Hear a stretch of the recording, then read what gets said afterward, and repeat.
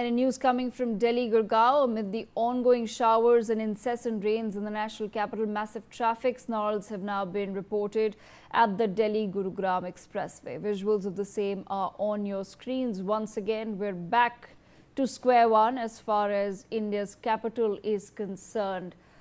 Visuals coming on your screens, latest visuals from the Delhi-Gurgaon Expressway show that there is, of course, once again a traffic problem that has been reported. Heavy traffic has been reported on the Delhi-Gurgaon Expressway as the Gurugram side of Delhi NCR witnessed one of its first major heavy showers of the season. My colleague Gulshan with us from Gurugram. Gulshan, people who are joining us on the broadcast right now या जो लोग गाड़ी में हैं उनके लिए आपके पास latest क्या खबर है? बिकॉज कुछ घंटे पहले हमें ये विजुअल्स मिले थे of the Delhi Gurugram expressway जहां पे वापस ट्रैफिक जैम है। देखिए, बिल्कुल पीक आवर्स का समय है और पीक आवर्स के समय में तमाम जो लोग दिल्ली गुड़गांव से दिल्ली की ओर सफर करते हैं या दिल्ली से गुड़गांव की ओर सफर करते हैं वो लोग इस समय ट्रैफिक जाम में फंसे रहते हैं। और इस बार गुड़गांव में जो जलभराव हुआ है एक ये भी बड़ी वजह है कि जिससे नेशनल हाईवे 48 पर जो जाम की स्थिति है वो देखने को मिलती है।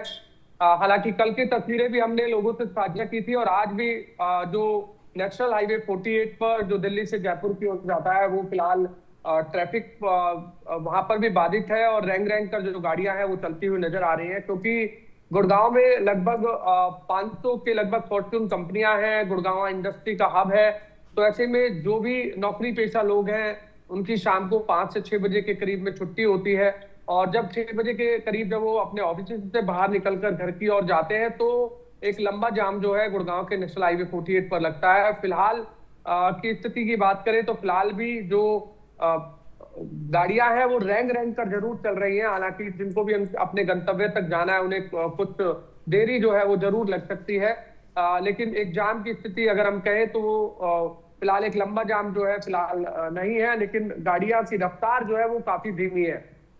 अगर किसी को भी गुड़गांव के राजीव चौक से इफ्को चौक तक भी जाना है तो उन्हें कम से कम 20 से 25 मिनट तक का सफर जो है वो तय करना पड़ सकता है, क्योंकि अगर दूरी की बात करें तो दूरी मात्र 5 से 7 मिनट की दूरी पर ही केवल राजीव चौक से और इफ्को चौक तक का सफर है, लेकिन उन्हें 25 से 30 मिनट तक का सफर इस समय लग रहा है क्योंकि गाड़ियों की रफ्तार जो है वो बहुत धीमी है।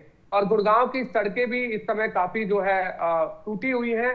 अगर मैंने आपको नेशनल हाईवे 48 की तस्वीर की बात की है, लेकिन अब अगर हम शहर की बात करें, शहर के जो मुख्य मार्ग हैं जहां पर जो जाम की स्थिति है वो भी देखने को मिल रही है। गुड़गांव का सोहना चौक की बात करें या एमजी रोड मेट्रो स्टेशन की बात करें, चौक की बात करें, हुड्डा सिटी मेट्रो स्टेशन की बात करें, तो वहां पर भी जो ट्रैफिक का है वो बाधित है। और लेकिन ट्रैफिक पुलिसकर्मी जो है लगातार मुस्तैद इस समय सड़कों पर नजर आ रहे हैं ताकि जाम की स्थिति न उत्पन्न हो। हालांकि गुड़गांव पुलिस कमिश्नर ने भी तमाम उन कॉर्पोरेट घरानों से और निजी संस्थानों से एक आग्रह किया है कि इस समय वर्क फ्रॉम होम की जरूरत है। अगर घर बैठे आप अपने कर्मचारी से काम करा सकते हैं तो घर बैठे काम करा लीजिए, क्योंकि इस समय ट्रैफिक जो है वो बाधित ना हो।